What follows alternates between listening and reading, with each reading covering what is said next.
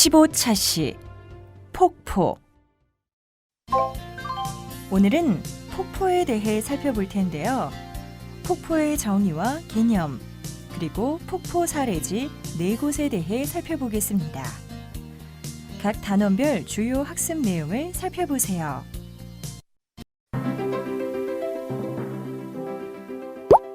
1. 폭포의 이해. 폭포는 계류나 강물이 수직의 절벽이나 급한 경사의 지형을 만나 높은 곳에서 아래로 떨어지는 물줄기를 말합니다. 이처럼 낙차가 있는 곳에서 떨어지는 물줄기는 순백의 색채를 이루며 청정한 모습을 드러내는데요. 높고 깊은 산간계곡에 위치한 폭포일수록 더욱 흰색을 띱니다.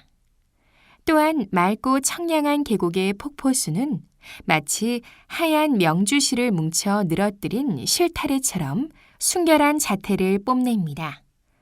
낭떠러지 절벽을 날아내리는 하얀 물줄기가 거대한 암벽, 울창한 숲, 파란 하늘과 어울려 아름다운 비경을 만드는 것이 심산 계곡에 자리한 폭포들입니다. 현재 폭포 중 명승으로 지정된 유산으로는 다음과 같이 총 5개의 폭포가 있는데요. 모든 폭포 사례지에 대해 살펴보겠습니다. 2. 폭포 사례지. 그럼 먼저 제주 서귀포 정방폭포에 대해 살펴보겠습니다. 명승 43호로 지정된 제주 서귀포 정방폭포는 크게 다음의 2가지 키워드로 살펴볼 수 있는데요. 지금부터 키워드를 중심으로 살펴보겠습니다. 정방폭포가 있는 제주는 한반도에서도 아주 특별한 육지에서는 볼 수 없는 매우 이색적인 풍광을 보여주는 신비의 섬인데요. 특히 남쪽 해안은 주상절리로 이루어진 석벽의 연속입니다. 검은 돌기둥의 영향으로 형성된 수직의 단에는 마치 하늘을 떠받치는 듯한 모습을 하기도 하고 어느 곳에서는 다른 곳보다 낮은 지형을 이루어 폭포를 만들기도 했습니다. 제주 서귀포 정방폭포는 한라산 남쪽 사면에서 발원해 남쪽 방향으로 흐르는 동흥천의 하구에 형성된 폭포인데요. 수직전리 정상부의 낮은 지형을 따라 형성된 수계에 발달한 폭포로 바다에 맞닿아 있습니다. 또한 우리나라에서 하얀 물줄기를 바다에서 직접 볼 수 있는 유일한 폭포이기도 합니다. 주상절리가 잘 발달해 마치 거대한 돌기둥을 겹겹이 세워놓은 듯한 해안 절벽 한가운데에 수직으로 떨어지는 약 20m의 물줄기는 제주 남쪽 바다의 푸른 해안 절경과 어우러져 장관을 이루는데요. 정방폭포는 천지연 폭포, 천재연 폭포와 함께 제주도를 대표하는 3대 폭포 중의 하나입니다. 이러한 정방폭포는 육지에서 바라보는 것도 비경이지만 폭포 앞 바다에 배를 띄워 바다로 떨어지는 물줄기를 감상하면 더욱더 신비롭습니다. 배 위에서 바라보면 마치 하늘에서 하얀 비단을 바다로 들이운 듯한 성경인 정방폭포는 우리 선조들도 이러한 성경에 취하게 했는데요. 옛 사람들은 바다에서 바라보는 정방폭포의 비경을 일컬어 정방관폭 또는 정방하폭이라 했습니다. 이는 모두 제주에 빼어난 비경을 의미하는 영주 10경과 영주 12경의 하나에 해당합니다. 1702년 제주 목사로 부임한 이 형상은 제주 관내 각 고을을 돌며 제주의 아름다운 경치에 감탄했습니다. 그러고는 이토록 신비한 제주의 풍광을 41폭의 채색 화첩으로 남겼는데 이 화첩이 바로 보물 제652-6호인 탐리순력도입니다. 이 형상은 배를 타고 정방폭포 앞 바다에서 풍류를 즐기는 모습을 정방탐승이란 이름으로 화첩에 담았습니다. 조선 후기 제주 목사를 지낸 이익태의 지역록에서는 정방폭포를 경로연이라 기록하고 있는데요. 아마도 이 익태는 백로 같은 흰새의 무리가 못에 가득한 풍광을 본 것이 아닌가 하는 생각이 듭니다. 또한 정방폭포의 폭포수가 떨어지는 곳에는 깊은 소가 형성되어 있는데 검푸른 소의 물빛은 깊이를 가늠할 수 없어 공포를 자아내기도 합니다. 탐나록에는 정방 연못에서 북을 치면서 노래를 부르면 거북들이 수면 위로 떠올라 함께 춤을 추었다는 설화가 전해옵니다. 정방폭포를 지나 바위돌에 깔려있는 해변을 넘어가는 폭포에서 서쪽으로 약 300m 떨어진 바닷가 석벽에 위치한 큰 동굴을 발견할 수 있습니다. 오랜 세월 바닷물의 침식 작용으로 형성된 해식 동굴 안에는 규모가 큰 석불 좌상이 자리하고 있습니다. 또 정방폭포의 동쪽으로 선단부 지형이 낮게 내려간 지점에는 소정방폭포가 위치해 있는데요. 정방폭포보다 규모가 작고 높이도 낮지만 주변의 석벽과 안반이 폭포수와 조화를 이뤄 매우 아름답습니다. 이곳에서 동쪽으로는 주상절리대의 모습이 거문여에 이르기까지 병풍처럼 계속 이어집니다. 이러한 주상절리대는 일정한 높이로 가로의 선단부를 이루며 그 위쪽에는 따뜻한 제주 지역에서 잘 자라는 난데림이 울창하게 형성되어 있습니다.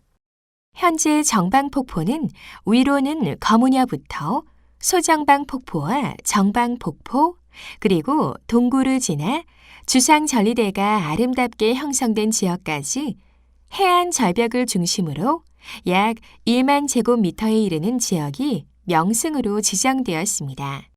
이번에는 함양 심진동 용추폭포에 대해 살펴보겠습니다. 명승 제85호로 지정된 함양 심진동 용추폭포는 크게 다음의 3가지 키워드로 살펴볼 수 있는데요. 지금부터 키워드를 중심으로 살펴보겠습니다. 영남 제1의 동천이라 불리는 안인삼동 중 하나인 심진동에 위치한 용추폭포는 용추계곡의 제일 가는 풍광으로 꼽히는 절경입니다. 상류에서 계곡을 감돌아 내려온 계류는 너른 반석 위로 흘러와 기암 절벽의 단해로 미끄러지며 20m 높이에서 떨어지는 폭포의 물줄기는 대단히 아름다운 장관을 연출합니다. 덕유산 줄기에 위치한 폭포 중에서 규모가 가장 큰 용추폭포는 수량이 풍부해 항상 큰 물줄기를 쏟아냅니다. 폭포 아래에는 직경이 약 25m에 깊이도 10m가 넘는 소가 형성되어 있는데 짙푸른 빛깔만으로도 수심이 매우 깊다는 것을 짐작할 수 있습니다. 이러한 소의 깊은 물속을 헤집으며 떨어지는 폭포수는 마치 우레와 같은 굉음을 토해냅니다. 주제학이 주류를 이루던 조선시대의 가학인 양명학을 계승한 이건창은 심진동을 돌아본 후 저술한 유심진동기에서 용추계곡과 심원정의 경관을 이렇게 적고 있습니다. 용추계곡의 물은 심원정을 지나 굽이 돌아 흐른다. 마을 입구에 이르면 2개의 바위가 있으니 탕금과 취적이다. 이로부터 여러 선비가 이 바위에서 풍류를 즐겼으며 그 아래로 바위에 물이 부딪히는 소리가 마치 종소리 같은데 물의 깊이는 알 수 없으며 물과 돌이 한 빛깔이 되어 햇빛을 받아 무지개를 이루고 또 면리를 내려가면 암벽들이 마치 서적을 수만 권 쌓아놓은 형상을 하고 있다. 심진동을 대표하는 아름다운 용추계곡이 많은 선비가 찾은 경승지였다는 사실을 알려주는 기록입니다. 용추폭포에는 용추라는 이름에 걸맞게 이무기에 관한 설화가 전해지고 있습니다. 폭포 아래 소에 살고 있던 이무기가 용이 되기 위해 108일 동안 기도를 드렸는데 실수로 하루 전에 승천하려다 천둥과 함께 떨어져 죽었다는 전설인데요. 오랫동안 폭포수가 떨어지면서 안반을 깎은 자국이 마치 용이 하늘로 타고 오르며 만들어 놓은 것 같은 형상이어서 생겨난 설화인 듯합니다. 용추 계곡의 중간 부분에는 아름다운 계곡 경관을 조망하기 좋은 위치에 정자가 하나 서 있는데 심원정이라는 정자로 마치 누각 같은 느낌을 줍니다. 심진동 입구에 있기 때문에 과거에는 심진동 심원정이라 불렀습니다. 심원정을 지나 3km 정도 더 올라가면 외롭게 서 있는 장수사 일주문에 다다릅니다. 장수사는 신라 소지왕 9년에 각연대사가 창건한 고찰입니다. 현재 용추폭포 위에 자리한 용추사를 암자로 거느릴 정도로 규모가 큰 가람이었으나 한국 전쟁 당시 화재로 소실되어 현재는 일주문만 남아 있습니다. 심원정을 조금 지나면 물레방아 공원이 있는데요. 용추 계곡이 지닌 문화적 상징성을 재현하고자 2013년 12월에 조성되었습니다. 용추 계곡은 조선 후기 소설가이자 실학자인 연암 박지원이 국내 처음으로 물레방아를 제작해 설치한 곳입니다. 1780년 사신의 일행으로 청나라에 다녀온 박지원은 1792년 안이 현감으로 부임하면서 용추 계곡의 물을 동력으로 이용해 방아를 찢는 물레방아를 이 계곡에 설치했습니다. 이것은 당시 대단히 획기적 사건이었는데요. 이를 시초로 조선에서는 각 고을에 물레방아가 퍼져나가기 시작했습니다. 즉, 용추 계곡은 새로운 기계 문명이 전파된 기점이 바로 용추 계곡인 것이죠. 이처럼 심진동에 용추 폭포가 있는 용추 계곡은 경관이 아름다울 뿐 아니라 역사적, 문화적 의미도 매우 깊은 곳입니다. 다음으로 설악산 비룡폭포 계곡 일원과 토항성 폭포에 대해 살펴보겠습니다. 각각 명승 제95호와 제96호로 지정된 설악산 비룡폭포 계곡 일원과 토양성 폭포는 크게 다음의 두 가지 키워드로 살펴볼 수 있는데요. 지금부터 키워드를 중심으로 살펴보겠습니다. 폭포가 많은 설악에서도 외설악의 남쪽에 위치한 토왕골 계곡은 그 비경이 설악의 으뜸이라 할 만한데요. 토왕골 계곡은 신흥사 아래에 자리한 집단시설지구 남쪽을 흘러가는 쌍천에 놓인 비룡교를 건너 개울을 따라 1km쯤 아래로 내려간 곳에서 발원합니다. 완만한 경사로 시작하는 토왕골 계곡은 높은 절벽을 만나 곧바로 급한 지형으로 바뀌어 곳곳에 소와 담을 이루는데요. 가파른 계곡에 놓인 돌계단을 힘들게 오르면 토왕골 계곡에서 가장 먼저 만날 수 있는 육단폭포가 자리해 있습니다. 육단폭포에 이르면 이 계곡을 오르는 길 방향으로 철제다리가 놓여 있는데 이곳에서 바라보는 육단폭포는 주변의 경치와 어울려 매우 아름다운 절경을 보여줍니다. 육단폭포 옆에 있는 경사가 급한 계곡길을 따라 1km 정도 등에 땀이 흥건해질 만큼 오르고 나면 절벽의 바위를 깎아 물길을 만들고 하얀 물줄기를 쏟아내는 비룡폭포가 나타납니다. 이 폭포는 20m의 높이에 암벽에서 떨어지는데 그다지 높지도 우람하지도 않습니다. 그러나 거대한 바위로 둥그렇게 감싸인 비룡폭포의 모습은 산속 깊이 감춰진 청량하고도 신비로운 자태를 뿜어냅니다. 특히 폭포 맞은편 바위에 걸터 앉아 조용히 바라보면 힘찬 물줄기가 바위에 부딪히며 깊은 담 속으로 내리꽂히는 물소리가 골짜기를 울리는데 청정한 이 소리는 가슴 깊은 곳으로 파고들어 보는 이의 마음을 깨끗이 정화해 줍니다. 비룡폭포의 깊은 담 속에는 승천하지 못한 이무기가 살았다고 하는데요. 어느 해 심한 가뭄이 들었는데 아랫마을에서는 이 물속에 처녀를 바쳐야 비를 불러올 수 있다고 하여 젊은 처녀를 바치고 제를 올리자 이무기는 용이 되어 승천하고 비가 내려 가뭄에서 벗어났다고 합니다.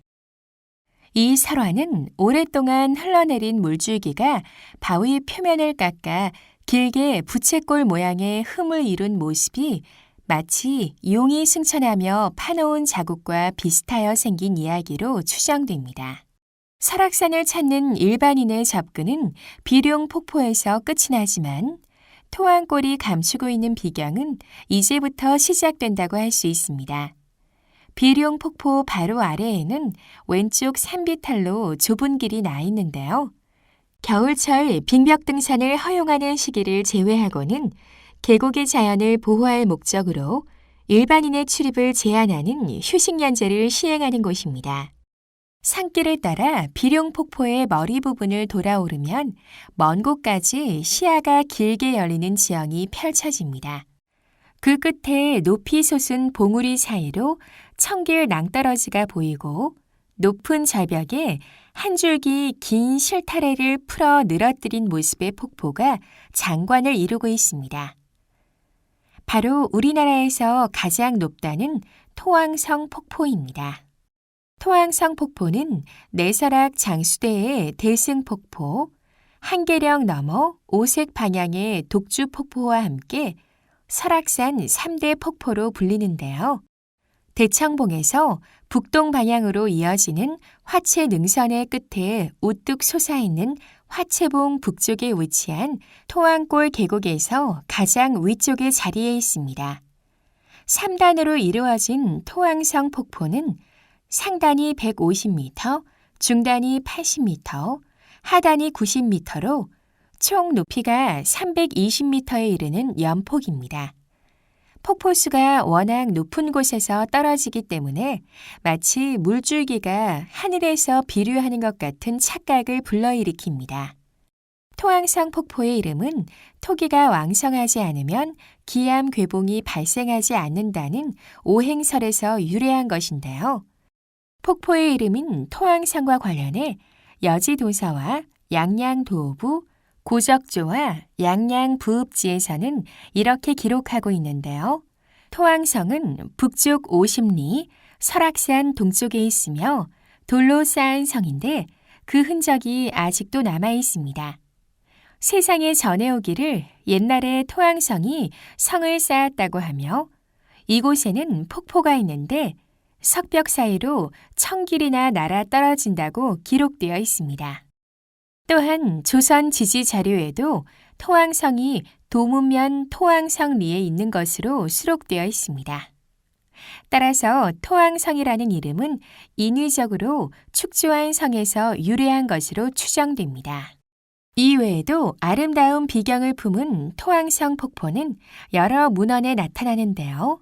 조선 후기의 문신으로 동국 명산기를 지은 성해웅은 기관동산수에서 토왕성 폭포의 모습을 기이하며 웅장하다고 묘사했고 김창홉은 설악일기에서 중국의 여산폭포보다 토왕성 폭포가 낫다고 표현했습니다. 이처럼 토왕성 폭포는 일반인이 접근하기 어려운 곳에 있어 많은 사람에게 잘 알려지지 않았지만 고금을 막론하고 비경을 본 사람은 누구나 극찬을 아끼지 않는다고 합니다. 마지막으로 설악산 대승폭포에 대해 살펴보겠습니다. 명승 제97호로 지정된 설악산 대승폭포는 크게 다음 세 가지 키워드로 살펴볼 수 있는데요. 지금부터 키워드를 중심으로 살펴보겠습니다.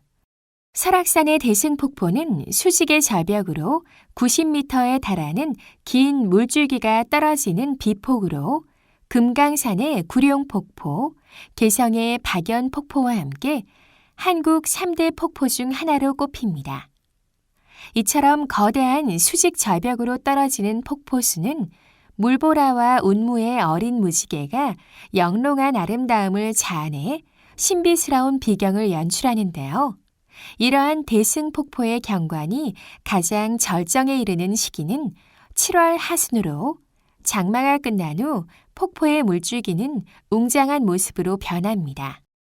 그리고 풍부해진 수량은 시원한 순백의 거대한 물기 등을 이뤄 폭포 아래로 내리꽂히며 굉음을 토해냅니다.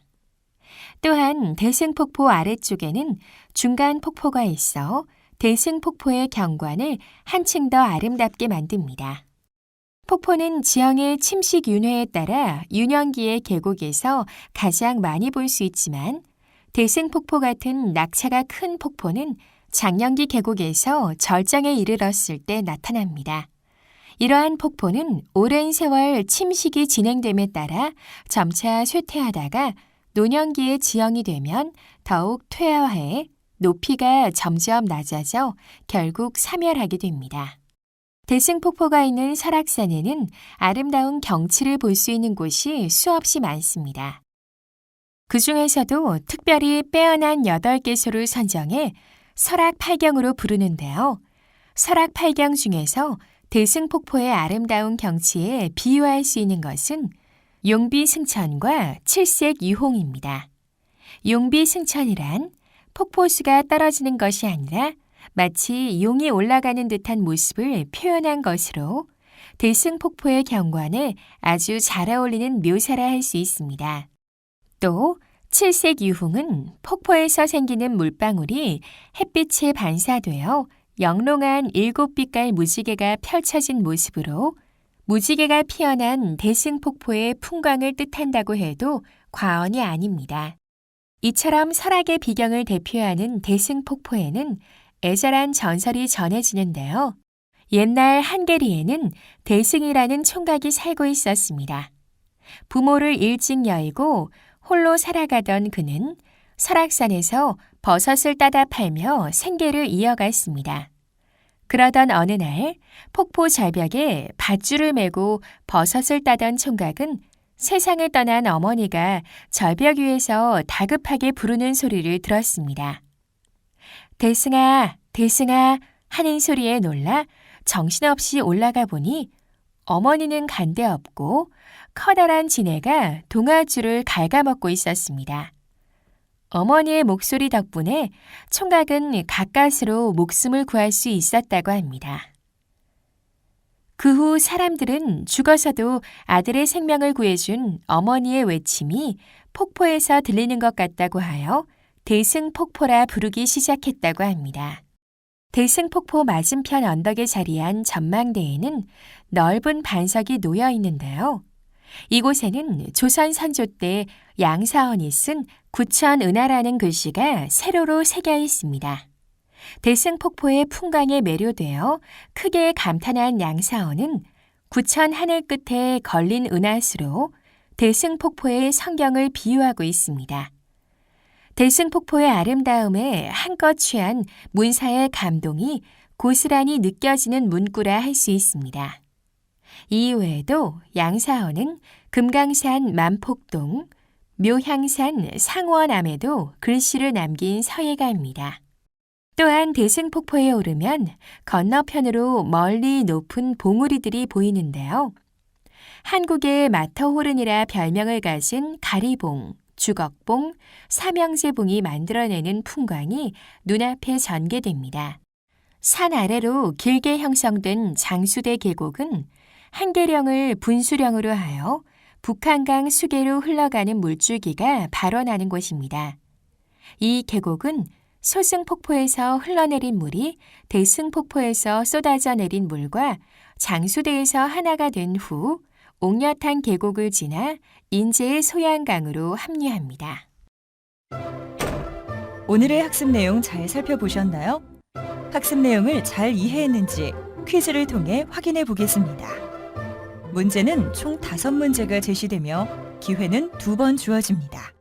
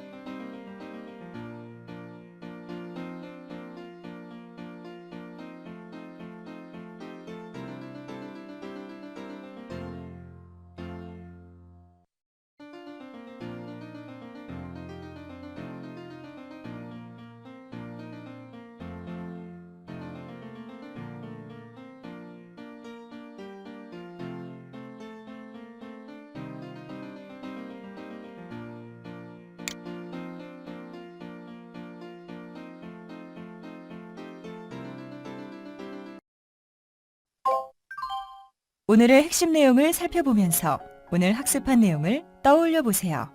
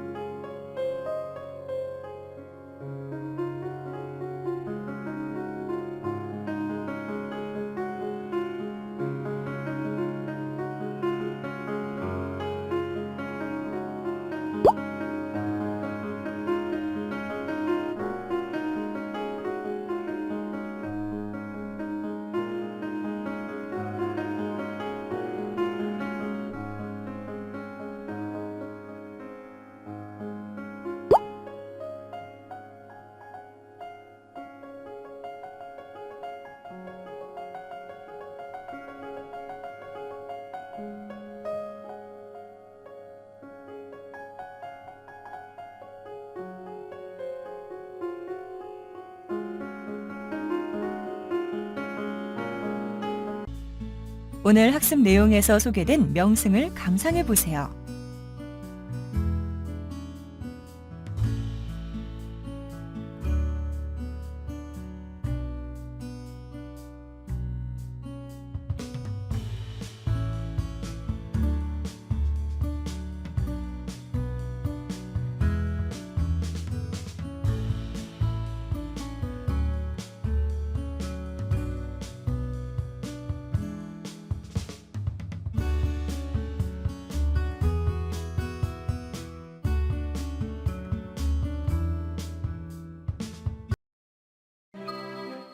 오늘은 15차 시 폭포에 대해 살펴보았습니다.